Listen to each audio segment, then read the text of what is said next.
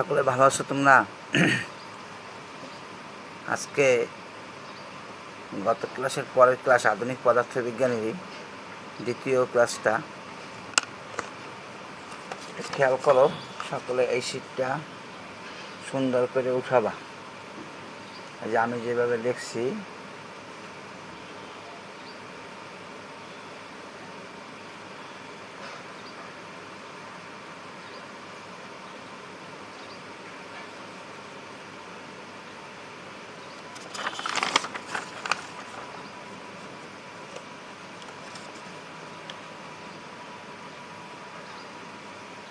দেখতে পাচ্ছ?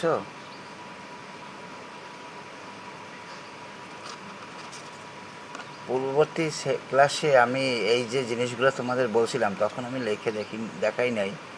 এবং এই যে সমীকরণগুলা বলছি, দৈর্ঘ্য সংকোচন, প্রথমটা আছে ভরের আপেক্ষিকতা।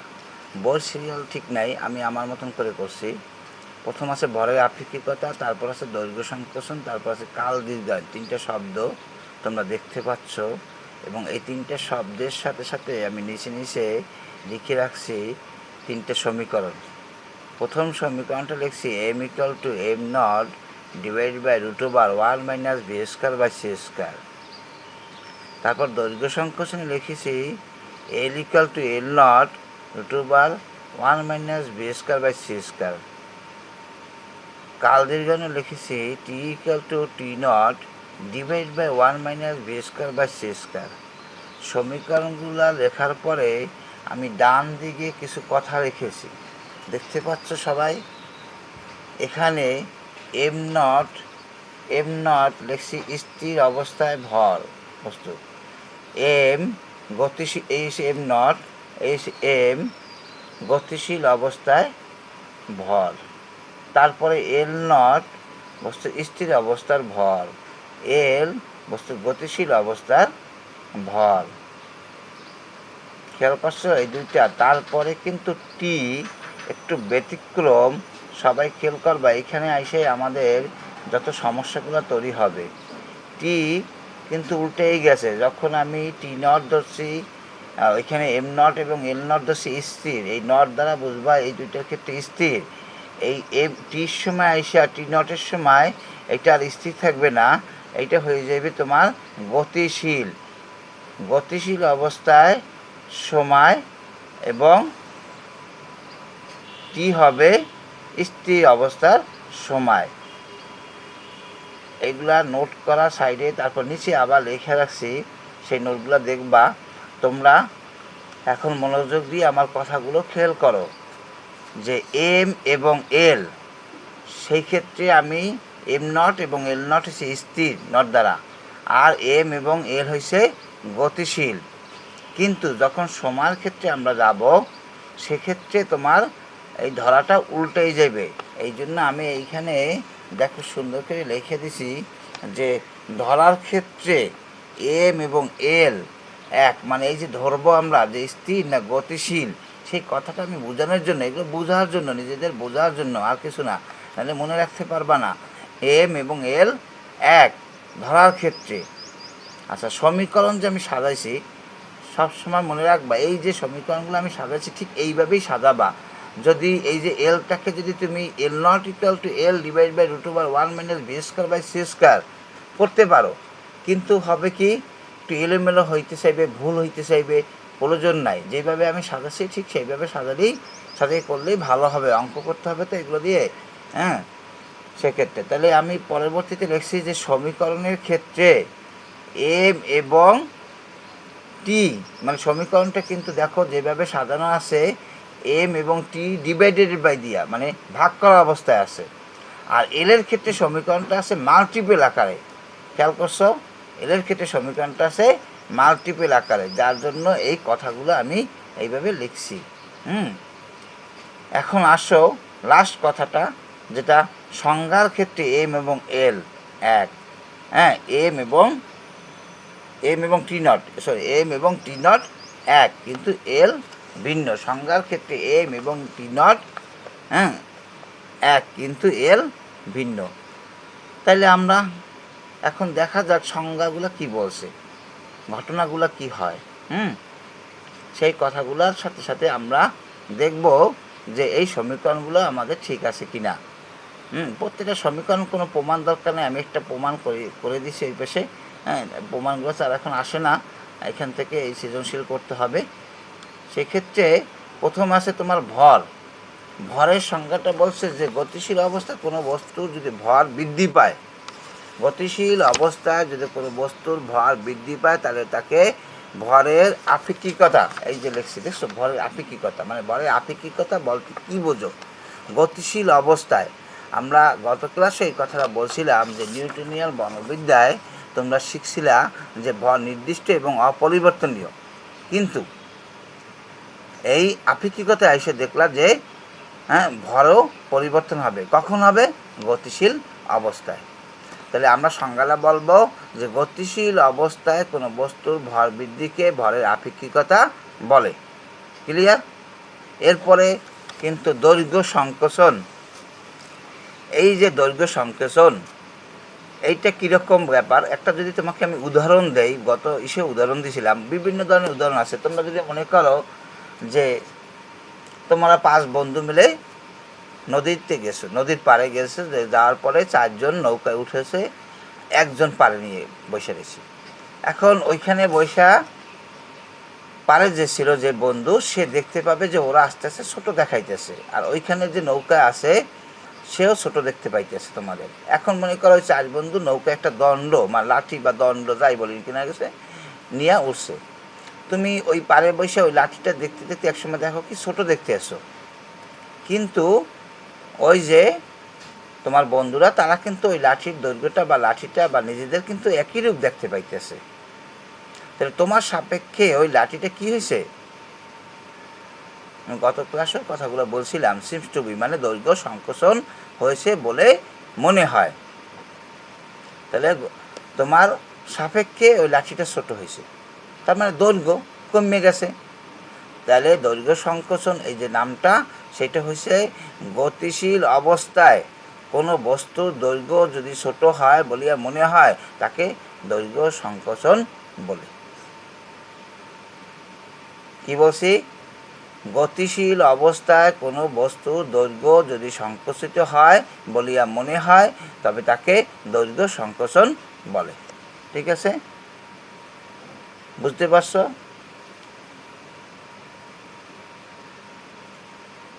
এবার এইভাবে ধরবা, আর আমরা অঙ্কগুলো সহজ একেবারে জলের মতন আমি দেখাবো অঙ্কগুলো কীভাবে করবা।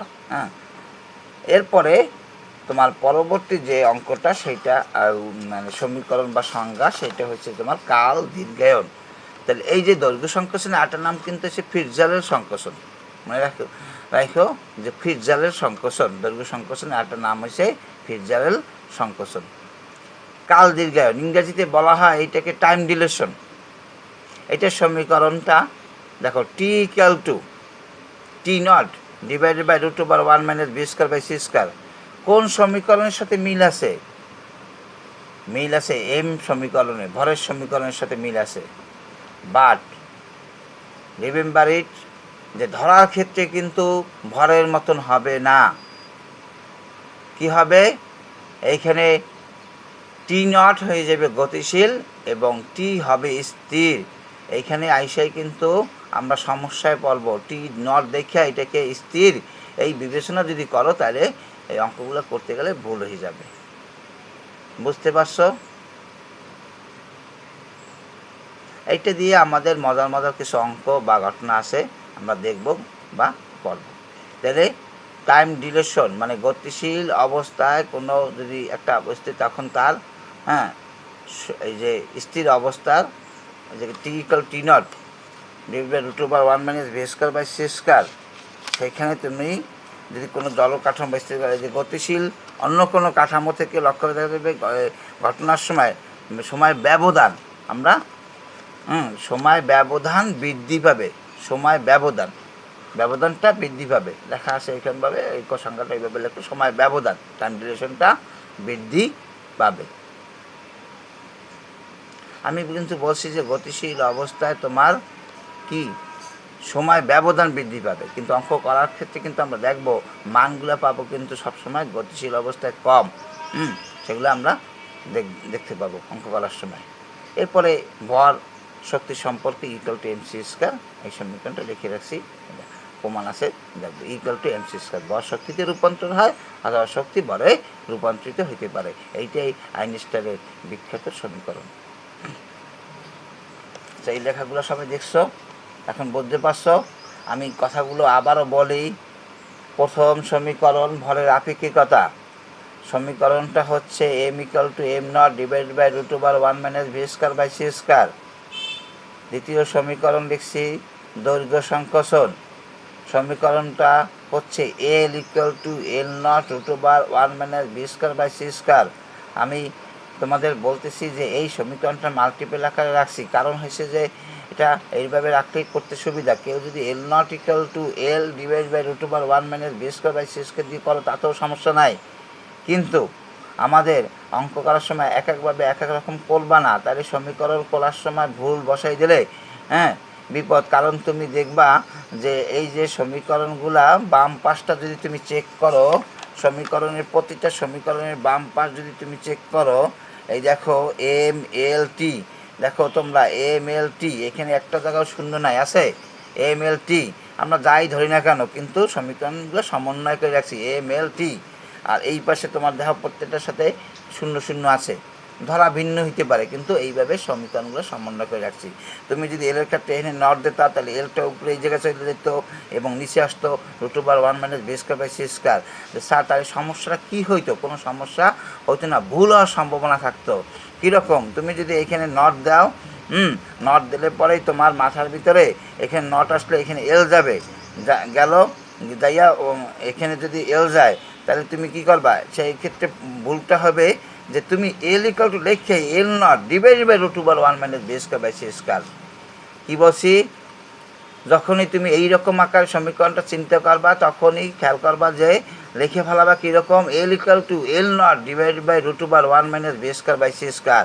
কিন্তু এই সমীকরণটা লিখলেই মারাত্মক ভুল হয়ে যাবে, তাহলে আর এরকম হবে না, হবে l not equal to l divide by root over 1 minus V square by C square, অথবা এল ইকুয়াল টু যদি তুমি ট্রান্সফার করো আর গুণন করো তাহলে দেখা যাবে L equal to L naught into root over 1 minus V square by C square. বুঝতে পারছো সবাই? জিনিসটা ক্লিয়ার? এই জন্যই তোমরা যখনই এই ধরনের সমীকরণের মতন লিখতে যাবা তখন তোমার ভুল হওয়ার একটা সম্ভাবনা থাকবে, সমূহ ভুল হওয়ার। আমরা অনেক পরীক্ষার খাতা দেখতে পাই এই ধরনের সমস্যাগুলো। এই জন্য বারবার বলতেছি যে এইগুলো আমি যেভাবে সাজাচ্ছি ঠিক সেইভাবে সাজিয়েই করবা, মনে থাকবে সকলের? আচ্ছা, এরপরে আমরা এখানে এই যে সমীকরণটা এবং এই যে এগুলো লেখা সব লেখার পরে এখন দেখো এই যে একটা আমি সলভ করছি, যে ঘটনাটা তোমাদের বলছি যে নৌকায় করিয়া যাওয়ার সময়, এখন দেখো এখানে দুইটা কাঠামো আছে, একটা কাঠামোকে ধরছি এস কাঠামো, অর্থাৎ এটা স্থির, ওইখানে একজন পর্যবেক্ষক, ওই যে তোমাদের বন্ধুর কথা বলছি যে দাঁড়িয়ে আছে। আরটা হচ্ছে এস প্রাইম মানে গতিশীল, ভি বেগে গতিশীল, দেখো ভি বেগে গতিশীল। এখন এস কাঠামোতে এক্স ওয়াই জেড দ্বারা সূচিত করা হয়েছে প্রসঙ্গ কাঠামো ত্রিমাত্রিক স্থানাঙ্ক ব্যবস্থায়। সেইখানে একটা দণ্ড তুমি রাখছো এবং দণ্ডটার স্থানাঙ্ক দিচ্ছ x1 আর x2, x1 আর x2, তাহলে তার দৈর্ঘ্য কত? x2 minus x1। আমরা জানি যে কোনো জিনিসের এটা হবে কি, ধরো একটা লাঠির দৈর্ঘ্য বের করবা, 0 হইতে 5, তাহলে 5 বিয়োগ 0, বা 2 হইতে 5, তাহলে 5 বিয়োগ 2 ইকুয়াল টু 3 মিটার। তো ঠিক এরকম x2 মাইনাস x1, তাহলে এটা হচ্ছে স্থির কাঠামোতে, তাহলে L not equal to x2 minus x1। বুঝতে পারছো? ঠিক সেমভাবে যদি ওই যে বন্ধুরা যে নৌকা ছিল ওই গতিশীল অবস্থায় কাঠামোতে যদি একজনে ওইটাই পরিমাপ করে এরকম একটা দণ্ড, তাহলে তার স্থানাঙ্ক x1 প্রাইম এবং x2 প্রাইম, তাহলে তার দৈর্ঘ্য হচ্ছে এল equal to x2 prime minus x1 prime. বুঝতে পারছো? এবার আসো আমরা একটা সমীকরণগুলো লিখেছিলাম, সেইখানে লরেন্স রূপান্তরের সমীকরণ সবাই কি পড়ছো এবং মনে আছে এবং সমীকরণগুলো লেখা মুখস্থ করছো? না করলে হবে না। লরেন্স রূপান্তর সাথে সাথেই আমি লেখাই দিয়েছি নিচে বিপরীত লরেন্স রূপান্তর সমীকরণ। বিপরীত লরেন্স রূপান্তর সমীকরণে তোমরা এরকম পাইছিলা এক্সের লগে সম্পর্কযুক্ত, খেয়াল আছে, মনে আছে? তাহলে শীট ওইখানে বের করে দেখো। সেইখানে আমরা লিখলাম x2 জন্য লিখলাম x2 ইকুয়াল টু বিপরীত। বিপরীত হলে কী হবে? এখানে প্লাস হবে, মনে পড়ে? √2 ভিতর মাইনাস কোনো চেঞ্জ হবে না। তাহলে x2 equal to x2 prime plus VT divided by √1 minus V square by C square. আবার x1 equal to x1 prime plus VT divided by √1 minus V square by C square. এটা কীভাবে লিখতে পারলাম আমরা? ওই কথাগুলো ব্যাখ্যা করার পরে তুমি যে এস কাঠামোতে একজন, এস প্রাইম কাঠামোতে একজন, দণ্ডটা পরিমাপ করার পরে লরেন্স বিপরীত লরেন্স রূপান্তরের সমীকরণ থেকে এই সমীকরণ দুটো লিখলা। এই এরপরে তুমি 1 থেকে 2 বিয়োগ করো, বিয়োগ করলে পরে তোমার থাকে x2 মাইনাস x1, আর এখানে হবে x2 prime minus x1 prime divide by √1 minus B square by C square. আমরা ওই যে চিত্রে আঁকা আছে x2 minus x1 equal to L naught, আর x2 prime minus x1 prime equal to L। তাহলে L naught equal to L divide by √1 minus B square by C square. দেখো সমীকরণটা কিন্তু এইভাবেই আসছে, পরে আমি মাল্টিপল দিয়ে এইভাবে রেখে দিচ্ছি যেরকমভাবে বলছি তোমাদের। L equal to L naught √1 minus B square by C square. হয়েছে প্রমাণ, ছোট্ট একটা প্রমাণ, হ্যাঁ, বোঝার জন্য, মনে রাখার জন্য, এগুলো এখন আর আসে না। এই তাহলে সমীকরণটা বুঝতে পারছি আমরা, L equal to L naught √1 minus B square by C square. Sir তারপরে নিচে কী দিলেন? L naught is greater than L। তোমরা কি এই সমীকরণ দ্বারা বুঝতে পারতেছো যে কোনটা বড় কোনটা ছোট? আমি কোনটা বড় রাখছি? L not. What is L not? L not হচ্ছে স্থির অবস্থায় বস্তুর দৈর্ঘ্য। তাহলে স্থির অবস্থায় বস্তুর দৈর্ঘ্য কি? বড়। কার চেয়ে বড়? গতিশীল অবস্থার দৈর্ঘ্যের চেয়ে বড়। এই সমীকরণ দ্বারা কি তোমরা এটা বুঝতে পারো যে ও বড় ও ছোট? তুমি দেখো এখানে যা কিছু মানি বাইর করো না কেন, 1 বিয়োগ এত, তারপর তোমার একটা √1 দিয়ে একটা মান আসবে, সেই মানটা যদি তুমি এর সাথে গুণ করো অবশ্যই ওর সাথে বড় হবে।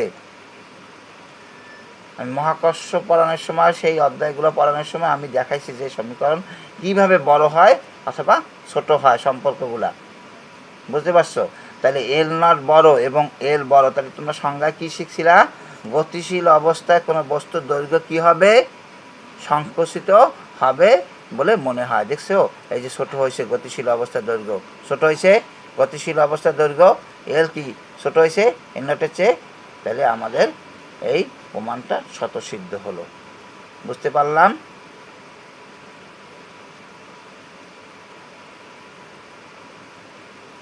হ্যাঁ, ঠিক আছে। এখন আসো এই যে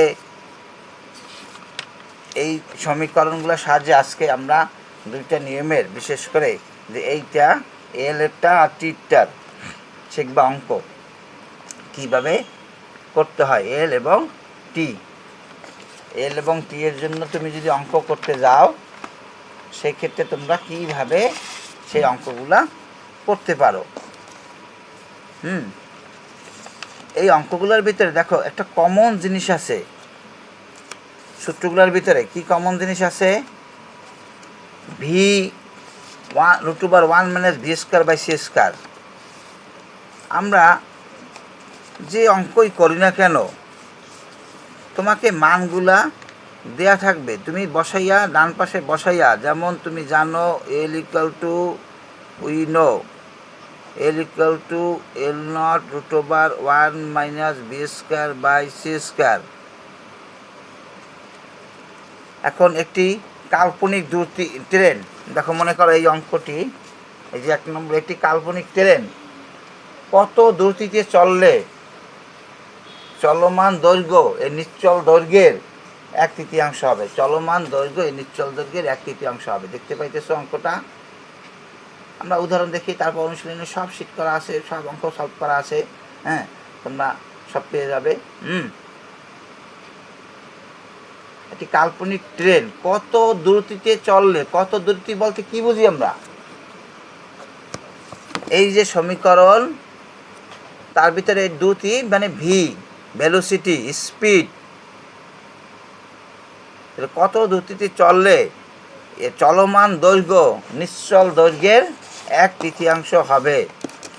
তোমাদের নিশ্চয়ই সবাই মনে আছে যে এল নট এবং এল। এখন দেখো কত রকম ভাষা বা শব্দ ব্যবহার করা হয়।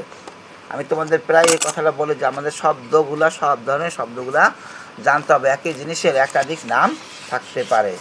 তাহলে তোমাকে এই অঙ্কটার ভিতরে বলছে যে কত দ্রুতিতে চললে মানে ভি বের করতে বলছে। এরকম যে কটা সমীকরণ দেখাইছি প্রত্যেকটা সমীকরণ থেকে আমাদের ভিগুলো বের করতে হবে। তোমরা এই ম্যাথমেটিক্যালি টার্মগুলো খুব সংক্ষেপে যত সহজে আমাদের মনে রাখতে হবে যে সময়টা বাঁচাতে হবে। সেই ক্ষেত্রে যত দ্রুত সম্ভব আমরা এগুলো বের করব এবং কিছু পদ্ধতি অবলম্বন করবা। ক্যালকুলেশন কিন্তু খালি ক্যালকুলেটর অপারেটর করলেই হবে না। দেখা যাবে অনেকে ক্যালকুলেটর অপারেটর করতে পারো না, ঠিক মতন ভুল রেজাল্ট নিয়ে আসছো। সেই জন্য একটু খুব ভালো মতন মানে অপারেটিংটা শিখতে হবে এবং পলিসিগুলো জানতে হবে। তাহলে তুমি এই অঙ্কটার ক্ষেত্রে তোমাকে কি কি দেওয়া আছে বলছে যে কাল্পনিক ট্রেনের প্রকৃত দৈর্ঘ্য, কাল্পনিক ট্রেনের প্রকৃত দৈর্ঘ্য মানে স্থির অবস্থার দৈর্ঘ্য, স্থির অবস্থার দৈর্ঘ্য এটা কি হবে সমান সমান এল নট। গতিশীল অবস্থার দৈর্ঘ্য সমান সমান এল। তাহলে তোমার এই যে আরেকটা জিনিস আছে সি, সিটা কি আলোর বেগ, সি যার মান তোমরা মুখস্থ জানো বা লিখতে হবে 3 × 10⁸ মিটার পার সেকেন্ড। তাহলে দ্রুতি সমান সমান ভি ইকুয়াল টু কত, এই যে আমি একটা করছি দেখছো অঙ্কটা করার জন্য। হয়েছে?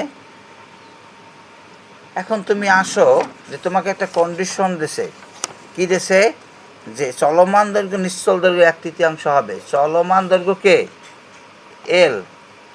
ঠিক এইভাবে যেভাবে প্রশ্ন বলবে ওইভাবে ধৈর্য সাজাবা, তাহলে আর কোনো সময় ভুল হবে না। চলমান দৈর্ঘ্য নিশ্চল দৈর্ঘ্যের 1/3, চলমান দৈর্ঘ্য এল, চলমান দৈর্ঘ্য এল ইকুয়াল টু নিশ্চল দৈর্ঘ্য। এই যে নিশ্চল, নিশ্চল যে কথাটা বলছি, চলমান মানে গতিশীল, নিশ্চল মানে স্থির। মনে থাকে জানি নিশ্চল রেস্ট মাস, রেস্ট মাস মানে নিশ্চল স্থির ভর বা নিশ্চল ভর, নিশ্চল দৈর্ঘ্য।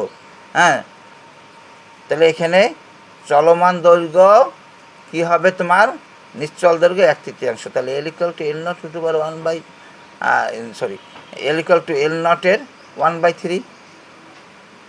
এখন এখান থেকে তুমি খালি শুধুমাত্র সমীকরণটাকে এইভাবে সাজিয়ে নাও, L by L not equal to 1/3।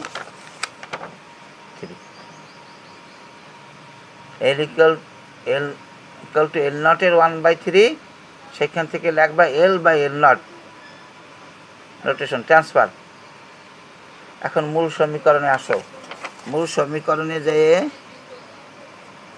L by L not equal to √1 minus V square by C square. দেখছো?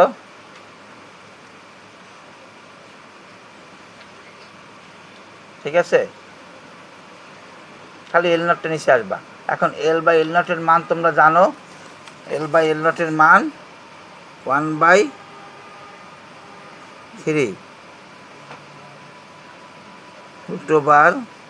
√1 minus V square by C square.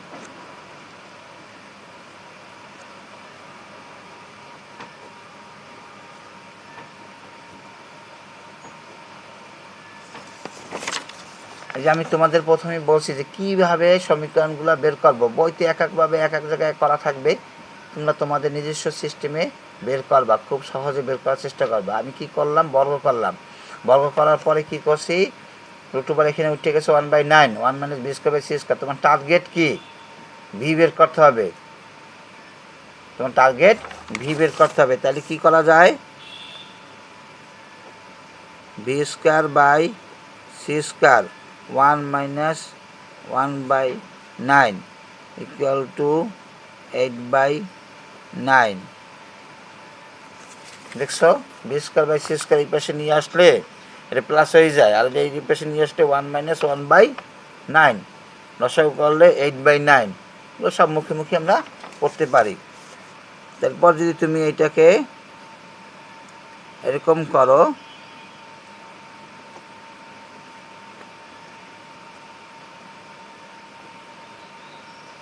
(8/9) √(c) বেশি লাইন করা দরকার নাই। B equal to √8/9 * c। সির মান কত ক্যালকুলেশন করিয়া একেবারে তোমরা বসাই দেবা। 3 × 10⁸ একটা লাইন এখানে বেশি লিখতে পারো জোর হলে, 2.83 × 10⁸ মিটার পার সেকেন্ড।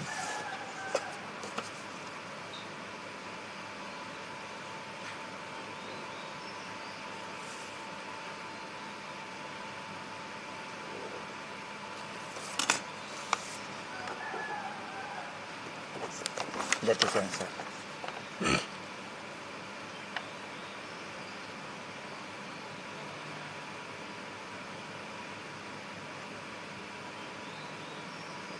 ঠিক আছে, এইভাবে তোমার দৈর্ঘ্য দিয়ে দিক বা যেটা দিয়ে দিক তুমি ভি বের করে নিয়ে আসবা।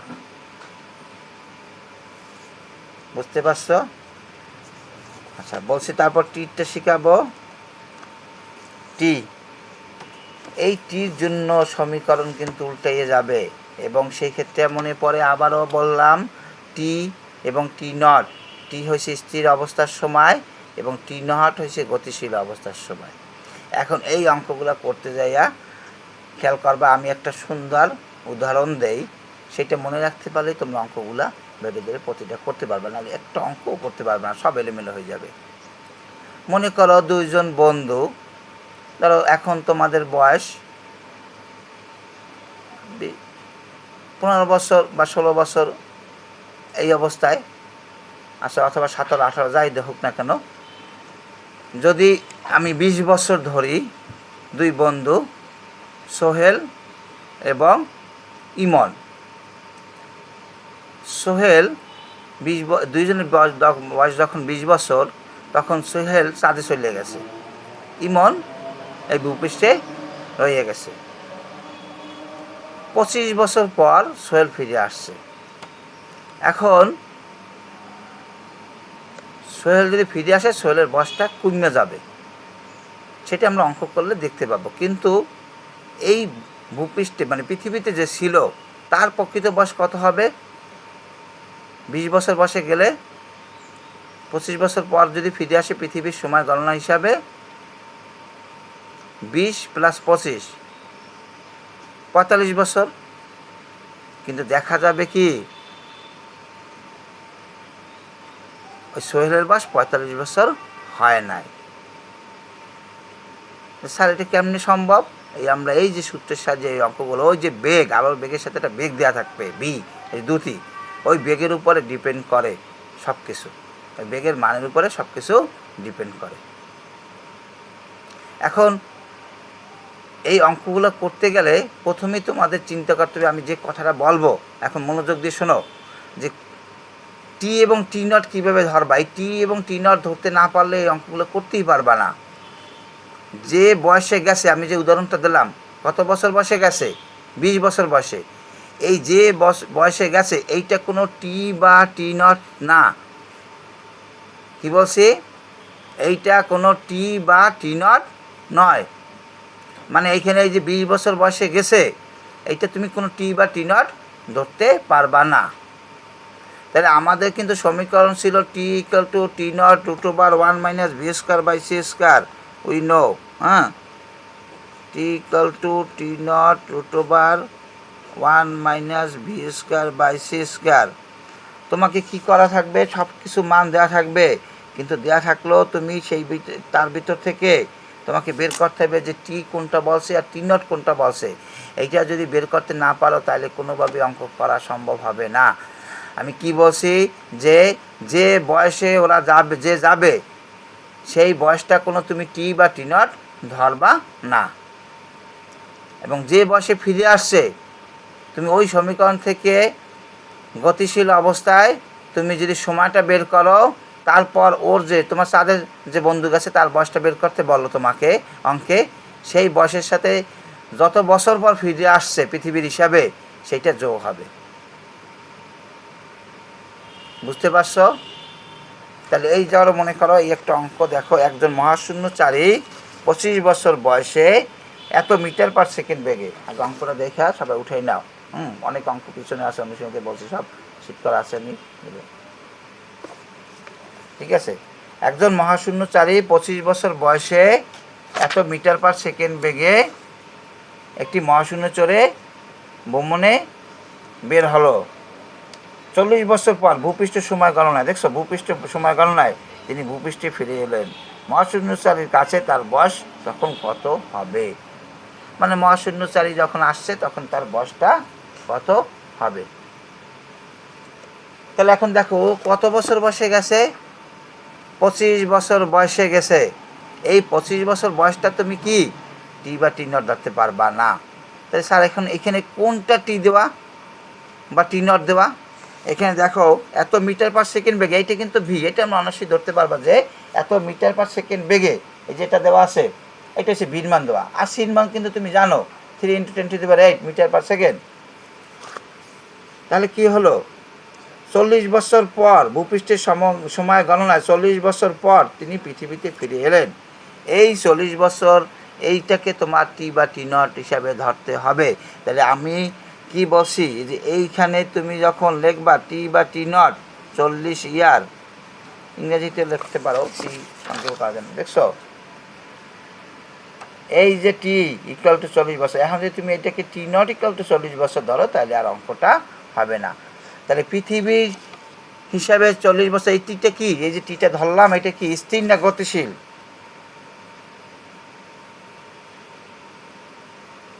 স্থির, মনে পড়ে? স্থির, গতিশীল না কিন্তু।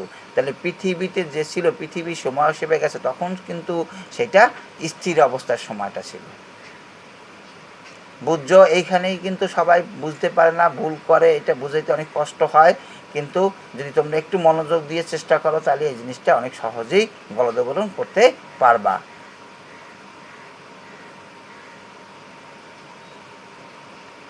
পৃথিবীর হিসাবে যদি বলে তোমাকে সময়টা দেওয়া থাকে, তুমি চক্ষু বোঝা কি করবা, টি ইকুয়াল টু ওই বয়সটা লিখবা এবং বের করবা কি টি নট, গতিশীল অবস্থার সময়টা তুমি বের করবা।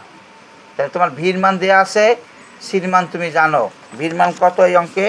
ভির মান দেওয়া আছে তোমার যাইয়া 2.6 10⁸ মিটার পার সেকেন্ড।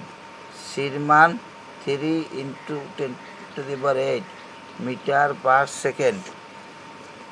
মহাশূন্যচারীর বয়স T naught equal to what, আর বর্তমান বয়সটা বের করবা। এই যে এইভাবে লিখে রাখছি, ঠিক আছে? এখন আসো মূল সমীকরণে, সেখানে তুমি ট্রান্সফার করে ভালো হইলা টি √1 - b²/c², টির মান আছে 40, √1 - 2.6 × 10⁸ ডিভাইড বাই 3 × 10⁸ হোল স্কয়ার।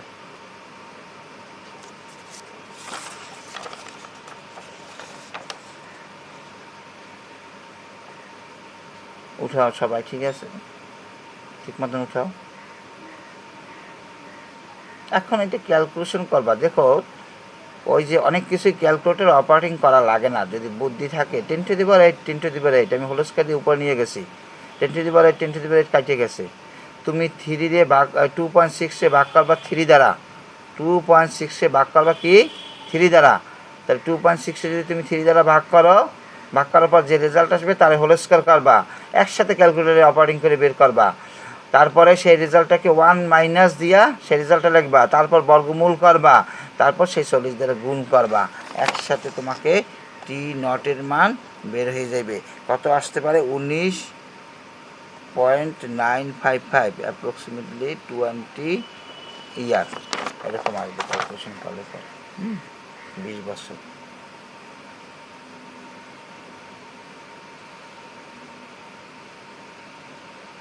বুঝছো? অতি সহজে তুমি অঙ্কটা করতে পারলা, কিন্তু তোমাকে বলছে কি এখন ওই মহাশূন্যচারীর বর্তমান বয়স কত হবে যদি তুমি আসার পরে মহাশূন্যচারীর বর্তমান মহাশূন্যচারীর বয়স কত হবে।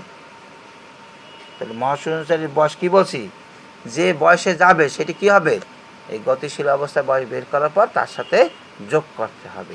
তাহলে 25 প্লাস 20 মহাশূন্যচারীর বয়স 25 বছর, 45, 25 বছর বয়সে গেছে, 40 বছর বয়সে গেছে।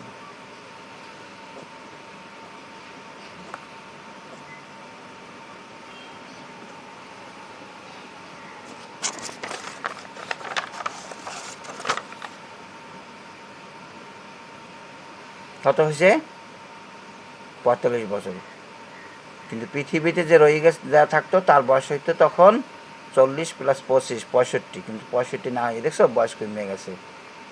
বুঝতে পারছো? তাহলে চাঁদে যদি যাওয়া যায় তাহলে এরকম বয়সও কিন্তু কমে যাবে।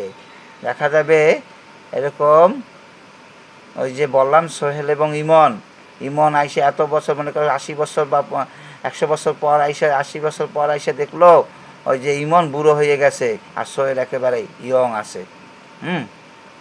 এইগুলা কি বলা হয় কারণে রিলেটিভিটি, মানে আপেক্ষিক, মানে কাল্পনিক। সব কিছু বাস্তবে এগুলা সম্ভব না, এগুলো এই জন্য কল্পনা, এই ম্যাথমেটিক্যালি এগুলো এরকমভাবে বের করা যায়। তাহলে আমরা এই টির অঙ্কগুলো করতে গেলে কিন্তু খুবই ঝামেলার ভিতরে পড়বা। কখন? টি এবং টি নট। সেক্ষেত্রে তোমাকে মনে রাখতে হবে যে বয়সে তুমি যাবা, আমি আবারও এটাকে বলি, যে বয়সে তুমি যাবা সেই বয়সটা তোমরা কোনো টি বা টি নট ধরবা না। পৃথিবীর গণনা হিসেবে যে বয়সটা যাবে দেওয়া থাকবে সেইটা হবে টি, এবং তুমি সেখান থেকে টি নট বের করবা। সেই টি নটটা বের করার পরে যে বয়সে ও যাবে সেটা ওর সাথে যোগ হবে, তাহলে মহাশূন্যচারীর বয়স পেয়ে যাবে। ঠিক এইভাবে কিন্তু এইটা দিয়ে এরকম সৃজনশীল তৈরি করা হয়। বুঝতে পারছো? একটা গুরুত্বপূর্ণ ক্লাস নিলাম তোমাদের, ভালো মনোযোগ দিয়া এগুলো পড়বা। কোনো সমস্যা থাকলে, কোথাও না বুঝলে আমাকে মেসেঞ্জারে কল দিও অথবা মেসেজ দিয়ে জানাইও। ধন্যবাদ সকলকে, ভালো থেকো।